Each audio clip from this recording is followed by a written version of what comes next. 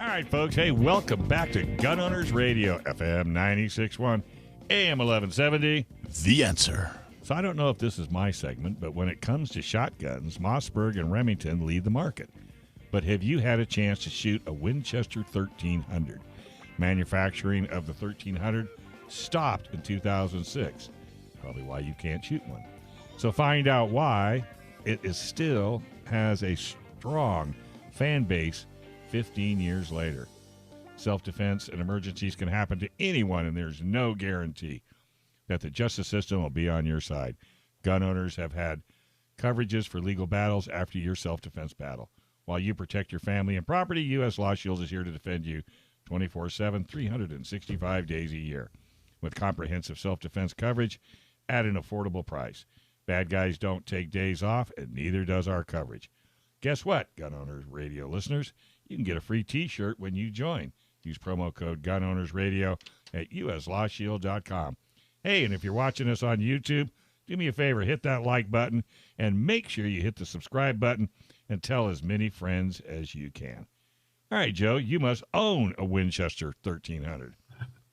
Well, I do, actually. I'm going to move this thing over here. If you think of something, just jump on in here. It's just like rock and roll. You've seen Mick and Keith. There you go. Same concept. There you go. So talking about a Winchester 1300, which... You didn't bring it in, did you?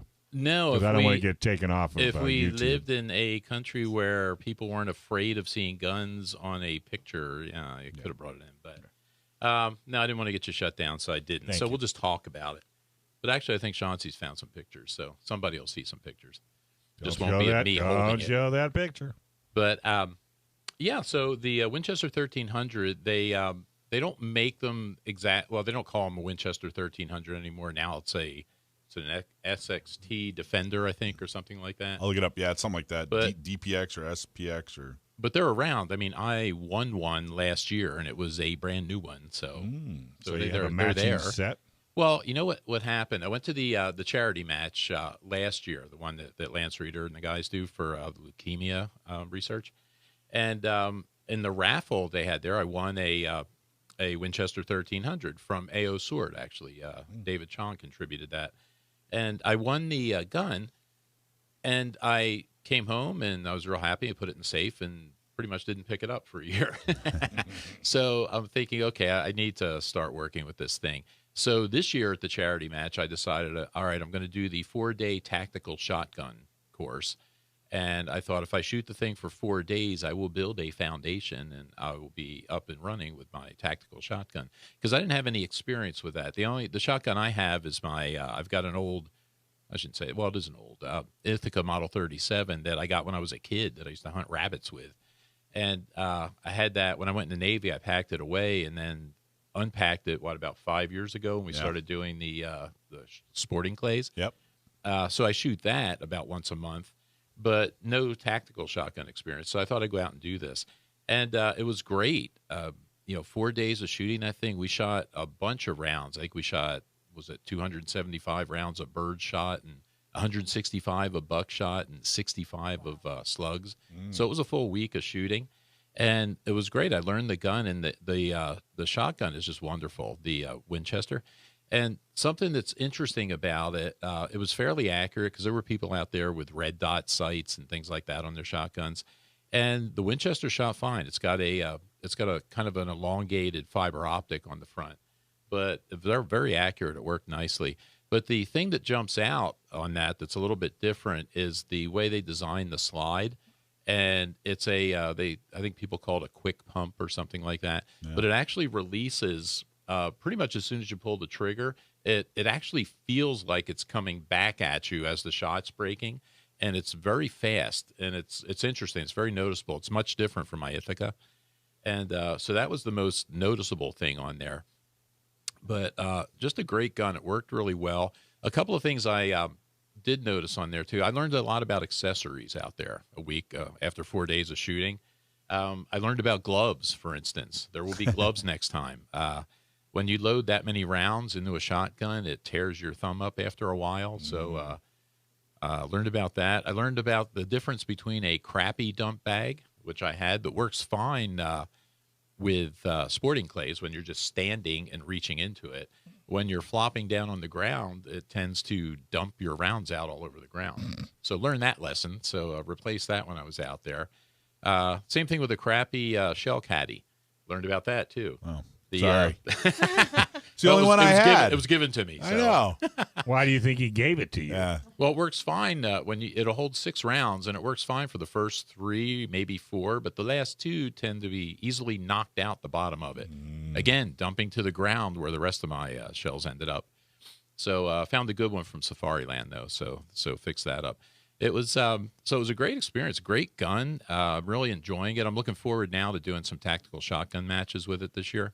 But the only thing I noticed on there that was a little bit, I don't say it was bad, but it was hard for me to get used to, is the slide release on the Winchester is like it's on the left-hand side, and it's on the rear of the trigger guard. So the rear of the trigger guard on the left. So you've got to reach all the way underneath with a finger to push it, and it's a button that's got some pretty good resistance on it. So because on my Ithaca, I'm used to it. It's on the left-hand side at the front of the trigger guard, so it's real easy to hit with your trigger finger. So that took some getting used to, and I'm still not used to it yet. It's going to take longer than 4 days.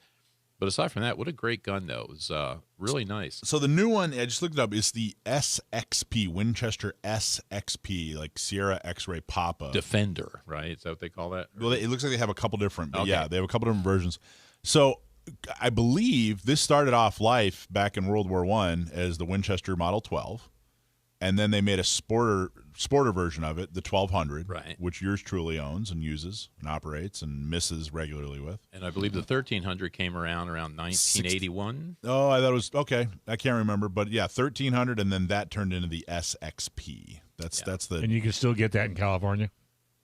Yeah, you can get the SXP, yeah. Okay, well, not if they're listening to the show. We won't be able to do it again. I was so confused. My 1200 has a 30-inch barrel with a full choke, and it's not variable.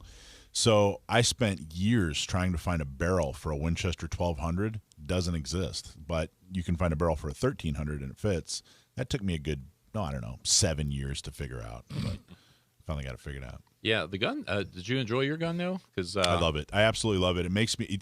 So the thing you're talking about with the slide, it makes me look like a superstar. People think that I'm that like fast. Yeah, that I'm. Yeah. I'm as long that as you don't fast. have to release the slide manually, right? Is your slide release in the same spot on the left-hand side of the trigger guard?